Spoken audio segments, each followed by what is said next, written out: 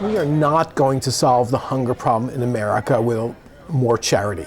Giving the impression we can end hunger in America with a few more canned food drives is like giving the impression we can fill the Grand Canyon with a teaspoon. Every year, we're giving more and more money to soup kitchens and food pantries. More and more people are volunteering, and more people are donating, and yet more people in America are going hungry.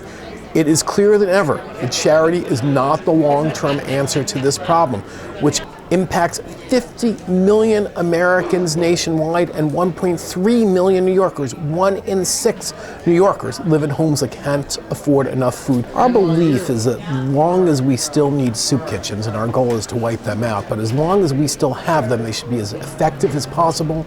They should give their customers as much dignity as possible, and the food should be as tasty and as nutritious as possible. The battle to fight hunger is fought on many different levels throughout New York City. Usually, we hear about the big players, like the New York City Coalition Against Hunger or the Food Bank. What we often don't hear about are the smaller independent organizations that are finding their own unique ways to fight hunger. One of these is Broadway Community Inc. here in Harlem. Our mission is to make the person whole, to assist them not with just immediate emergency service such as food or clothing or shelter, but our job is to perform a healing, if you will, on the mind, body, and soul. This basement space of Broadway Presbyterian Church began as a soup kitchen in 1982. For many years, it focused on substance abuse recovery. But it almost shut down after 9/11, when money became scarce. 9/11 also changed the course of Chef Michael Ennis's life. The classically trained chef had been in talks to open a restaurant near what became Ground Zero. At the time, he was living right around the corner from the church. And I had seen that there was something here, a soup kitchen or something, and I had been saying for years, oh, I really ought to go and volunteer at that soup kitchen.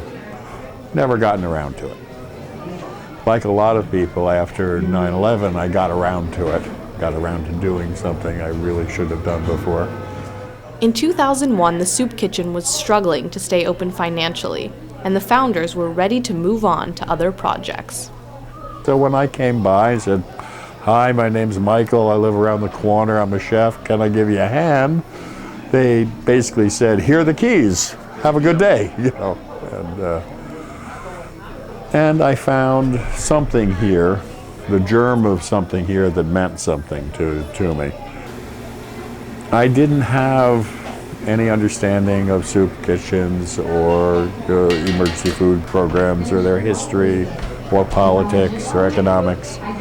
But I did know I was not going to open up number 10 cans of green beans and white paste beef ruminant ravioli and heat them up and serve them to anybody. I just could not do that. I was a chef. A chef creates food that people will pay money for. That's what chefs do. This food philosophy led to the chef's signature multi-course meals with ethnic and cultural themes. We do live in a multicultural society, meaning it's composed of many different languages, customs, traditions, and different faiths. Another one of the organization's trademarks is its policy against people waiting in line for food. Very different from anything else. Here, when people come in, we serve you. A lot of places you go, like soup kitchen, you go get the people standing in line. And, you've been intimidated enough to come in and stand in a long line, waiting for some food. We have you come here, so you sit down like a king, like you're in a restaurant. And then we have the people serve you. Broadway Community Inc.'s most recent hit was Thanksgiving dinner. We had like 9-year-old kids, 7-year-old kids taking our order and stuff. It was real nice. They treated us like human beings, you know what I mean? It was beautiful. I never been to a place, free, I call it free lunch, you know what I mean? But it was great. It was beautiful. The tables was real nice and decorated and everything. It was pretty good. It was very nice, everybody was comfortable. But the group is about more than food. The 20 services offered here include one of the only full medical clinics inside a soup kitchen in New York. And we provide full medical, dental referrals, outside vision, GYN, and also services for children.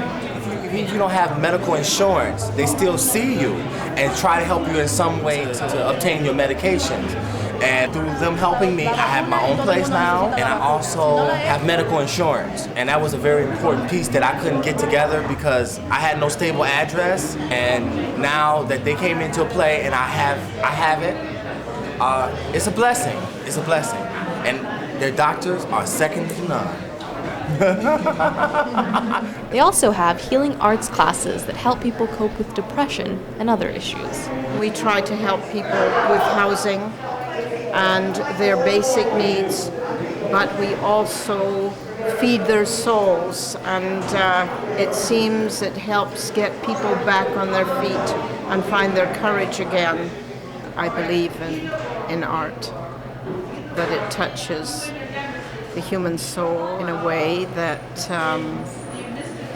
that we need, and that way people start then functioning again. We keep seeing these miracles. There are miracles that happen all the time here. That's what keeps us going. We deal with people, period. That's the difference. We deal with human beings. We believe that housing is a human right, not a privilege. We believe to have a decent, nutritious meal is a human right, not a privilege. We believe that giving people what they need and what they have a human right to, such as clothing and decent medical care, are rights that every human being should have. Not privileges for the rich and the famous, not something as a charity to somebody who's a beggar. We don't operate with that mentality. And that's the mentality that most of the city and state and federal agencies operate with. And even though he is at the forefront of a growing problem, Joel Berg still has hope. I don't feel hopelessness about this problem because history proves that when we have the right economic and political leadership, we can dramatically reduce and almost end this problem in just a few years.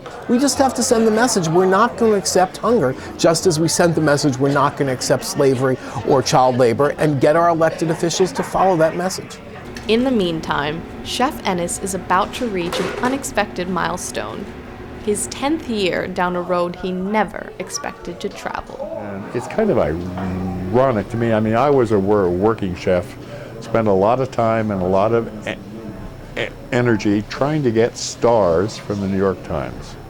That's what chefs do here in New York. You try to get New York Times stars. Never thought I'd get those 4 stars by running a soup kitchen. Reporting for NYU Tonight, this is Christina Ng.